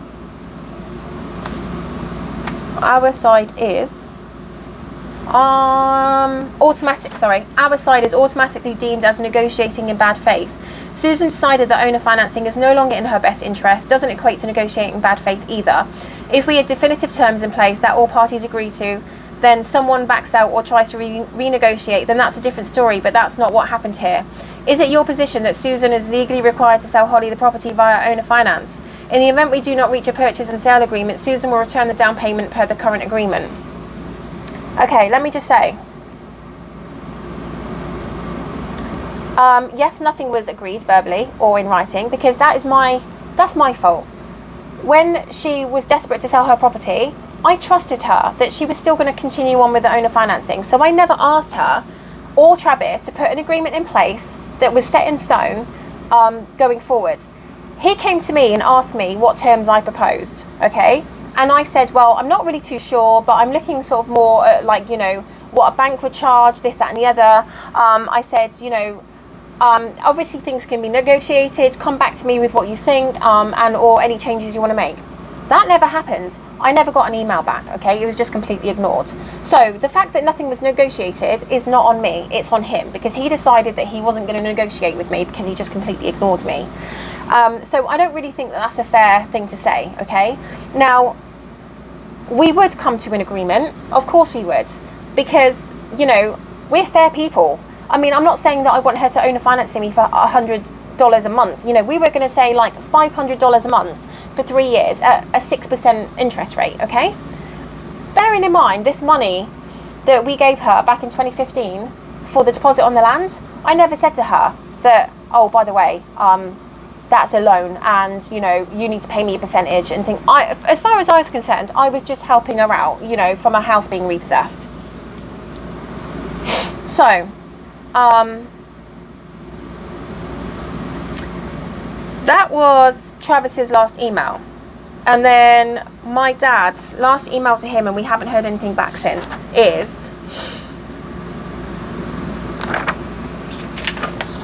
Travis, I refer to your email below and the one of the 21st of December 23. Paragraph 1, read their relationship briefly. They have not been on bad terms, now or ever, but it is clear that once Doug passed away, around March 2018, Susan could not manage the farm or make money out of the land, and this affected her. 2. Whilst no terms were agreed, the discussion here is not about the terms, it is about offering the principle of going forward with owner financing. 3. Your email on the 21st of December 23, paragraph 1, this discusses the ways and means by which owner financing could be approached. 4. Paragraph 2, state that an action is required from Holly to ensure sale of Susan's Lot 1 property, so it would be in Susan's best interest to work with you. 5. Paragraph 3 states, I have already told Susan, you, Holly, are the best and quite possibly the only person to sell it to. Loretta, the only other possible buyer, has liens on her property and is under threat of foreclosure, but you probably know this already. 6. Paragraph 4 states in the last sentence, and for the record, I do think Susan should extend the agreement, so I will be a voice of support when the time comes. This is all in that other email that I haven't got, so I couldn't read to you. This is the one that he sent me in order for me to sign on the dotted line so she could sell her property and it didn't get foreclosed. 7, to return to their relationship, and particularly in regards to doing favours, Susan owes Holly. Although it is acknowledged, of course, that Susan did Holly a big favour by housing her storefronts and dividers. However, see the message extract from Susan. It is not something I wanted to use, and I do with a heavy heart, as it is not a situation that I would wish for anyone to be in, nor have known publicly, so I ask you not to present her with it directly. I have not attached the full sequence of messages, but the opening few lines of this first message from Susan to Holly, which says it all. And this is the message that Susan sent me back in 2019, okay, which started all of this. Hey Holly, I am here as a matter of sheer desperation. Are you and your dad able or willing to purchase the adjoining 18 plus acres to your property? The lending institution that has purchased my loan from Newton Federal is not willing to wait any longer on my sale of the property. We have now gone through multiple surveyors and each one has fallen through. We may have finally found one to do the job, but it's not going to happen soon enough to keep me out of foreclosure, which will be happening in the next few weeks. I have tried to come up with other solutions and there don't seem to be any. If you and your dad want their 18 acres, we do not have adequate time to go through a realtor and survey it. It would need to be done with funds transferred to me immediately and paperwork done afterwards, done later, which I do understand might not be something that you would want to do. Well, this is where the owner financing came at, okay? I said to her, I don't really have the money at the moment, you know, to purchase the whole land. I said, but how much do you need? And she was like, I need like $12,000. And I said, okay, so I said, if I sent you $15,000, would that get your realtors, not realtors, the bank off your back and stop the foreclosure process? Because I didn't want to just pay a mortgage. I wanted to give her like, you know, a couple of grand buffer, so that, you know, if there's like property taxes she needed to pay or something else she needed to pay and things like that, she could, and you know, if there was other things that she needed to sort out, and she just had also a little bit of a buffer, and maybe she had another month's mortgage thrown in there as well, just to give her a bit of leeway. So she said to me, because I'm going to tell you now, we do not have owner financing in the UK. It's not something that happens, okay, and it's not something that's ever been heard of. I only knew about owner financing because in the next line of conversations that we had, she said to me, because I said to her, I'm not too sure if I can get a bank loan. I said, because we're not there at the moment, and you know, although we paid every single month, my bank might not be willing to give me another loan on top of what we already have. And she said, that's fine, I am happy to owner finance it to you. And I was like, owner finance? So that's when all the rest of the discussion came on, because I was like, well, what's that? And she said, well, basically you get the loan through me, so you buy the land from me. Obviously at that time we weren't in a position to do that. I wasn't in a position to do monthly payments, so I said, okay, well, how about this? I give you the 15 grand so you can get the foreclosure closed off and you've got a little bit of breathing space. I said, I'll do an agreement, and we'll say, you know, for it to come up in say 5 years time, because by then I'll be in the States and, you know, things will be looking different. We'll say that 15 grand is a deposit on the land, and then, you know, you're covered because you've got the money, and then you don't have to worry about foreclosures. I'm covered because the money hasn't just gone into the abyss. And you know what? And then you also know that I have a commitment to buy that land, because you know I want to buy that land. And she was like, yeah, no, that's absolutely great, fantastic. Anyway, I was actually on my way home at that point, and that night I transferred the money to her, so she had it literally within a few hours of that call. I did it as an emergency transfer. I paid extra for high-speed emergency fundage, like, you know, you can have it like 1 to 2 business days, or you can, which is you have to pay for. And then I also paid for all of the bank charges and everything, her side and my side, so she didn't have to worry about them. That last email from Travis, from my dad to Travis, we've not heard anything since. So I don't know really what's going on. And I just think we have done a lot for her, and I don't know why she's doing this to me. I really don't. We've done so much for her, and we just don't deserve this. You know, she is going back on this owner financing, and yeah, she has changed her mind because, you know, suddenly she has $1 million in the bank, and now she doesn't have to do it, and it's just a really good way of her screwing me over, like, massively, because she knows I want that land, and she knows I want it desperately. Yes, I will admit I want it desperately, but I'm not willing to put myself and jeopardize my financial situation and put myself in the situation that she's been in for the last 5 years, where she has gone through 4 foreclosures on her property. Travis has also given her money, so she got helped out by me. Then Travis paid her mortgage to stop her from being foreclosed. Then she was able to buy off another piece of property, sell off another piece of property, and that stopped her from getting foreclosed again. And then this last time, she sold her property, and then, you know, obviously she wasn't foreclosed, but on the basis that I signed to say that I was going to buy the property, and she has completely 180'd me, like completely 180'd me, and now I don't know what to do. I've spoken to a lawyer.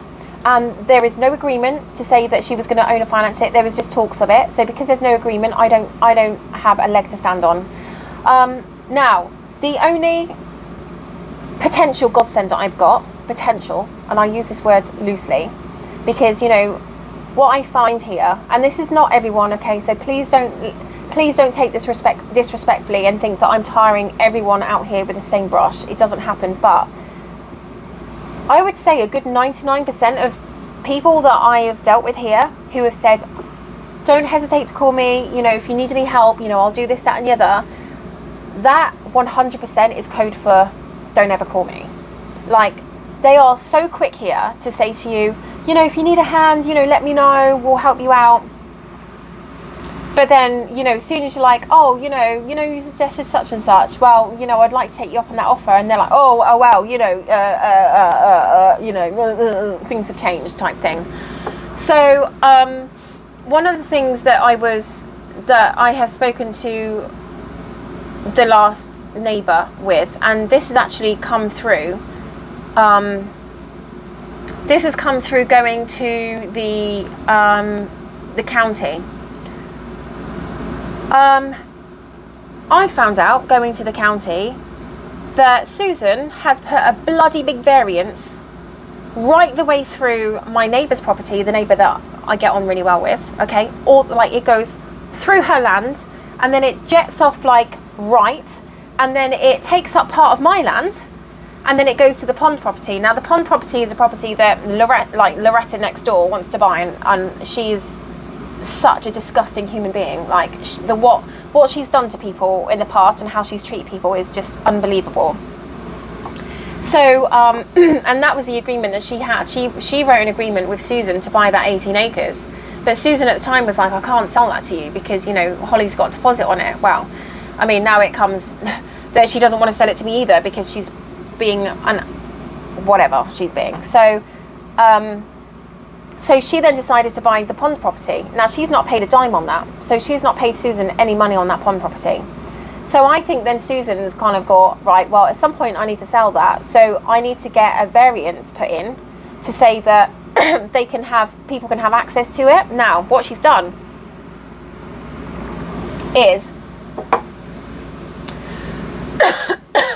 without asking me, without asking my other neighbour, she has had it surveyed so that whoever buys that property can build a road going all the way through my next door neighbour's property, and then halfway up my property, which takes where my gallops are going. And I'm telling you now, that is not happening. I have bought that land fair and square. I own that land. I'm not being funny, but there is no way on God's green earth is she going to put a bloody variance in for someone to access that piece of property via my land. It's not happening. With everything that she's done to me over this past, 5 years, she's got a screw loose. You know, I will see hell freeze over before that ever happens.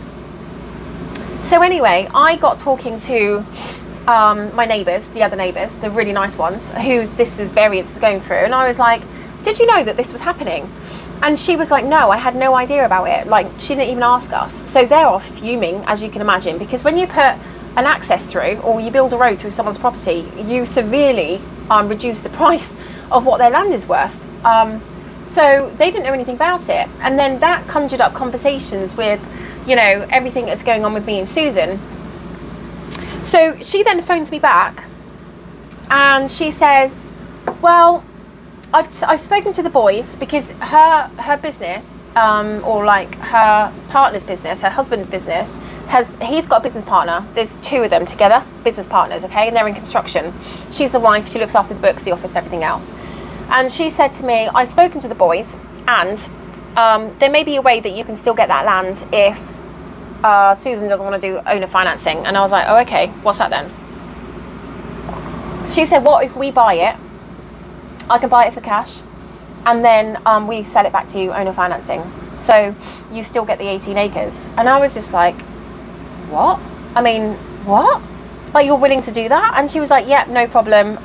You know, obviously she feels really crappy that Susan's treated me the way that she has, and she's done the same thing to Jamie, because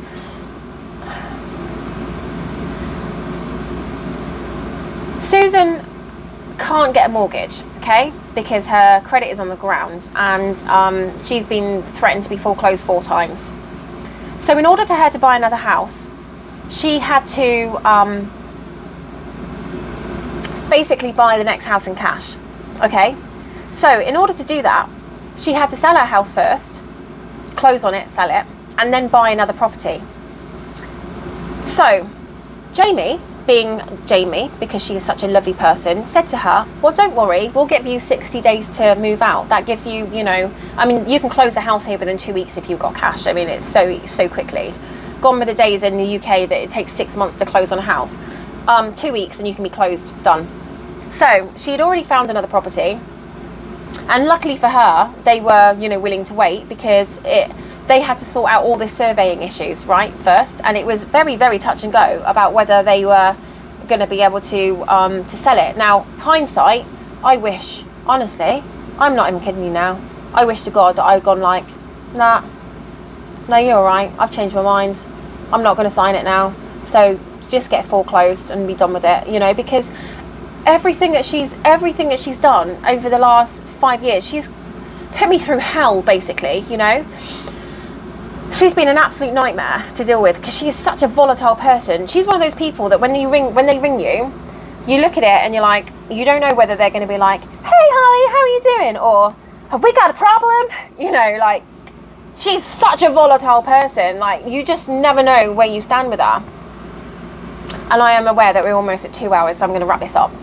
Anyway, so Jamie, helping Susan out, said, you know, that's fine, take 60 days to move out, blah, blah, this, that, and the other. And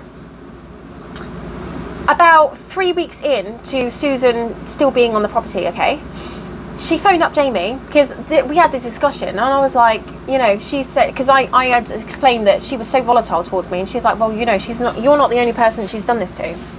And she said to me, and they were sorting out, you know, the bills and moving the bills and over and everything.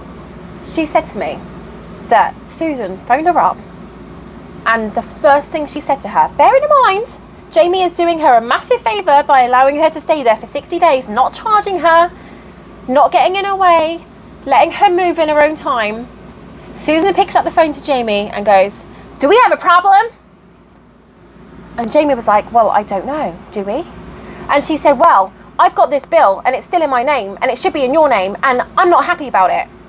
And she was like, okay, Susan, that must have just been a bill that, you know, I missed. It's fine. And she's like, well, get it sorted. It needs to be paid. Like, what the F-U-C-K is wrong with you, right? So she was like, okay, that's fine. I'll get it sorted. It's not a problem. We're sorting it. I'll get it paid and we'll get it sorted out. And then she went, well, good. And then put the phone down on her. I mean, really. That was the first time that she was like that. The second time, they were in her barn. They were in their barn, because at this point that she had closed, okay? She had closed on a property. So this land and the barns and the house now belongs to Jamie. They were in the barn and they were sorting something out. and they just moved her feed, like, because they needed to access something. And she came over and she went ballistic at them. She was like, how dare you move my stuff? This is my property. This is my this, my that. And Jamie was like, no, ma'am. You know how they are in the South. No, ma'am. This is my property. This is my property, not yours. You are only here because we said that we would give you 60 days. And we are doing you a massive favour. So you need to go back to your home before we tell you that you need to leave now. She literally put her tail between her legs and walked off, like, really proper angry. I mean, like, what the hell is wrong with you? I mean, come on. So anyway, doing some digging in the county, David, who is a county guy, sent me this document. And on this document, this is from the surveyors, from when they were going to get, when they're getting this easement put in. Bearing in mind, she closed on the 26th. On the 27th of January, she had $950,000 in her bank account. Okay. This document on the 14th, oh no, when was it? 14th, 15th or something of February, said that the reason that she wanted the easement is because she was about to be foreclosed and that she was in dire straits and that she was desperate for money and that the only way that she could see this other property being sold is if she, had a variance done so that they could sell it to, another party, blah, blah. And it was, my whole life is at your mercy and, oh, please be really kind to me because I'm really struggling and yeah. Well, we all know that was a complete lie because on that date, she hadn't even closed in her new property. So she had almost $1 million in her bank, right? I can't tell you how vindictive, how deceitful, how duplicitous this woman is, but she will do everything in her power to annihilate everyone around her that does her favors, right? These are all people that have done her favors. Jamie's done her a favor, I've done her a favor, and I just don't understand what she's doing, where she's coming from. Now, I don't want this to come across as like, oh my god, I'm a real stuck up bitch, as in me. I'm really not. I mean, fair's fair, love. Come on. I stopped your house from being repossessed, so you had something to sell in the first place, right? I also then, signed on the dotted line on the understanding that we had an agreement that was going to get written up for owner financing. So you could have $1 million in the bank and walk away scot-free. And then you decided that, oh, you know what? I don't want to help her. I don't want to help anyone. Sod everyone. I don't give a shit whether anyone's helped me or not. I'm not helping anyone, And she completely 180'd me. Now, as Dad says, it's the principle, not the agreements, not the terms and conditions that we are trying to agree on at the moment. At the moment, we're just trying to agree on her doing owner financing so that we can just move forward on this thing. And at the moment, it's all still up in the air and it's just a nightmare. And yes, I didn't cover myself because I trusted her, because I'm a trustworthy person and I've got integrity, and what I say I do, what I say I will do. If I say that I'll do something, unless I'm dying or unless there's a real reason why I can't now do that, I will always follow through. I don't know what to do going forward. I really don't. And, Travis hasn't come back. I guess he's like, I don't think he's given any of those emails to Susan. I bet he's not even had a discussion with her. I bet all he cares about is his commission. Bearing in mind, he's probably made about $80,000 or $90,000 commission out of her with all these sales that's been going on. If he gets like 3 or 6% commission on a $950,000 house, you can only imagine how much commission he gets. So I think that he's said to her, and I've got a feeling that he's pushing it. He's pushing the owner financing as well, but also because she just feels like she just wants to be vindictive and selfish or whatever. But if he doesn't get traditional financing, then he doesn't get a commission. I don't know. But you know what? Then the other question is, what happens to my 15 grand? So now you're saying that that's not deposit on land. So what is it then, a loan? So do we then work out how much money you owe us? Because I'm not accepting that 15 grand back. No, that's going to be a lot more now. So this is now turning into a loan. You know, 6%, which is what the going rate is out here. Over 5 years, you're probably going to be looking at paying us 20 grand back. It's just, and obviously I can't push that either, can I? Because there's nothing in writing to say that those were the terms. But, you know, from a principal perspective, that really is what should happen. You know, she should be saying, do you know what, I'll give you a few extra $1,000 back for your, for everything I put you through, you know, because it's just been hell on earth and I've not slept and it's just been so difficult to deal with.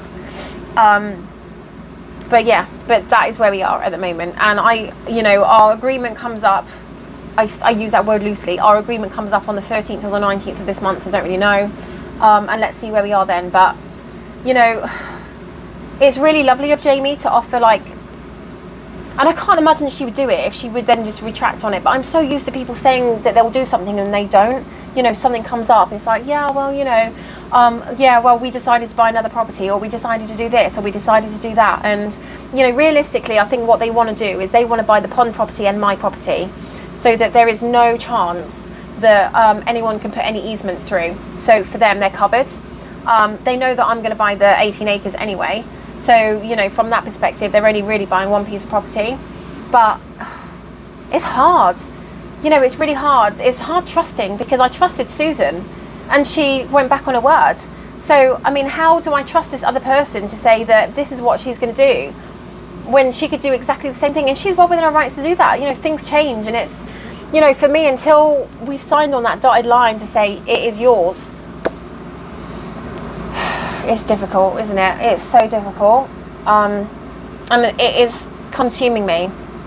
And it makes me not want to do any kind of cross stitch, or it puts me in like a different mental state, you know, and I'm just tired all the time. And I am feeling a little depressed. I think I am feeling depressed because all I want to do is sleep. I'm so tired from just dealing with this. I just want to know either or, like either way, I want to get it done. So I don't really know what's going on. I mean, I'm going to speak to Jamie and see if I can have a meeting with her tomorrow about realistically what we do with this 15 grand. Because my dad said, well, you know, if the land was worth like 4 grand 5 years ago, why don't we take that 15 grand and buy the amount of acreage that we can buy for that 15 grand? You know, now it's like 6,500 an acre, so it's not really going to get us much. But also I'm like, no, I feel like I need a bit of compensation for this, because there has been no talks ever, not one, about traditional financing that land. It has always been owner financing. So like literally a day before the agreement was supposed to be up, you then decide that you were going to like do traditional financing. Like, if you knew back 6 months ago, why didn't you tell me 6 months ago? Like, literally, why did you leave it right to the last minute to do this? It makes me so angry. I'm so sorry. I'm getting wound up. I'm getting so angry.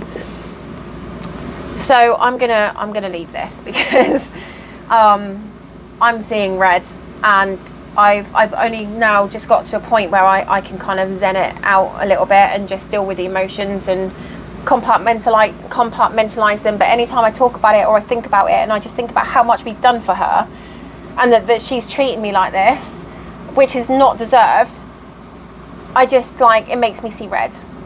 So yeah, anyway, I'm almost at 2 hours now, so I'm gonna call this video quits, and I'm gonna thank every single one of you who has heard me bang on about this bloody land, because yes, it's boring, but also, you know, I think it was important to include in those emails, you know, so you could understand what we're dealing with. Like, Travis was the one that was also trying to negotiate owner financing with Susan. So why the hell has he gone back on his word now? Do you know what I mean? It's just like, what is going on? And whoever gave you the right? Oh, okay, so like, this is the other thing, sorry, really quickly. I was told that I couldn't get a loan through the bank, okay? But suddenly, he goes to my bank and he arranges for that loan on my behalf without even telling me. Who the hell are you to do that? Literally. So you know, I went back to Brett and I was just like, oh, I hear that we've been accepted for a $120,000 loan. And he was like, well, you know, yeah, blah, blah. And I was like, so what's this about you having to have, you know, 2 years of blah, blah, blah, this, that and the other? And he was like, well, you know. And I was like, what do you mean, well, you know? I mean, I was either accepted for the loan or I wasn't, and you either need that paperwork or you don't. Like, what is going on here? I said, because, you know, just to let you know, this is a massive conflict of interest. Travis has got nothing to do with me. He's not my realtor. He's got nothing to do with me, and he should not have been going to you behind my back and arranging a loan for me. Like, no, that was absolutely unprofessional. And he was like, well, no, he didn't do that. You know, he just asked, you know, for me to get it done. And I was like, that is exactly what he was asking you to do, you know. And I said, I'm not going to put myself in that financial situation. And I said, so basically, you've approved me for a $120,000 loan, have you? And he was like, yeah. And I said, well, can I have that in writing? So he was like, yeah, I'll get the documents drawn up and send it to you. So I wanted to make sure that he'd actually not put on there that it was specifically for the land. So I said, okay, I went back to him, okay, thank you very much. I'll take that $120,000 and I will build my barn with it. And he was like, what do you mean? And I said, well, the barn is going to make me money. The barn is going to enable me to afford to pay this mortgage back. The land is not. And he was like, oh, okay, I understand. So I was like, so I would like to arrange for that loan for my barn, please. I wasn't rude to him, but I was off that he has the audacity to talk to someone that is not even anything to do with me about my financial situation. I mean, who does that? In the UK, right? You can't even find out if someone banks with a certain bank. You know, you can't ring up NatWest or Barclays and go, I just want to know, does Holly Vernon bank with you? They'd be like, we can't tell you that. It's data protection, love. You know, but here they seem to be able to arrange bank loans for you behind your back. Someone who's completely unconnected to you, you know? And this other person is able to give that other person all of your financial information. I mean, so yeah, indirectly, I guess Travis kind of did help us, because now we've got 120 grand that we can put to the barn, and we don't have to wait anymore, and it's money, done, straight, we can just get it done, and we can open up as a business. But that still doesn't make it acceptable, what he did. It really doesn't. But hey ho. So, I mean, yes, am I desperate for that land? Yes, I am, but I'm not desperate to put myself into a financial situation that I can't get out of. Because the thing is with my visa is that I can't just get a bank. I can't just get a job. So if I decided, like, you know, this has been a bit of a rough month and I need to find, you know, another $500-600, I can't just, you know, go and get a job. I have to work. My visa stipulation says I've got to work in my, I've got to work in my business. I can't work elsewhere. So I do not have that option to go, right, well, I'm $500 short, so I'll just go and get a waitressing job. Can't do it. So I have to be really, really savvy and really business smart when I'm taking loans out, because I don't want to be in a position that Susan's been for the last 5 years. I've never not paid my mortgage. I've never not paid my bills. I've been on top of everything because I will never put myself into that financial situation. It would just not happen. So, I mean, but Travis is not getting it. He doesn't get it. He's like, well, I don't know why she's decided to put it on the barn and not the land. I'm like, because the land doesn't make me any money, mate. I mean, it's just, he doesn't care. He doesn't care about my financial situation. I mean, Travis, are you going to pay my mortgage when I can't afford to pay it because I've you know, put it on a piece of land that I'm not even going to be using right now, rather than building my barn? I mean, what's going on here, mate? So anyway, I'm going to leave it there. Let me know your thoughts. I'd be very interested to know what your thoughts are, because, yeah, this is a very interesting situation that I don't think anyone else really has probably ever found themselves in. And if you're an American, please let me know about this whole data protection thing that is non-existent out here. I'd be interested to know, like, what's up with that.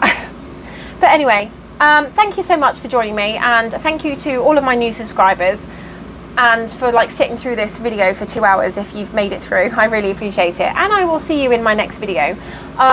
I do need to do a stitch with me, but it's just time. It's like there is so much going on right now that time is of the essence. and I just, you know, just don't have a lot of time. But I will, I know I say this every single month, but I will try and do a Stitch with me video, and I'm hoping that in the next few weeks is going to be maybe the second half of this, you know, of this month, when everything else is kind of calmed down a bit. I know where I am with the land. I mean, it's just literally taken up my headspace right now, and I just feel like I'll be doing at the moment is complaining, and no one wants to be hearing anyone sit there for half an hour complaining about stuff, do they? But anyway, so thanks very much, guys, and I will see you next month. Bye.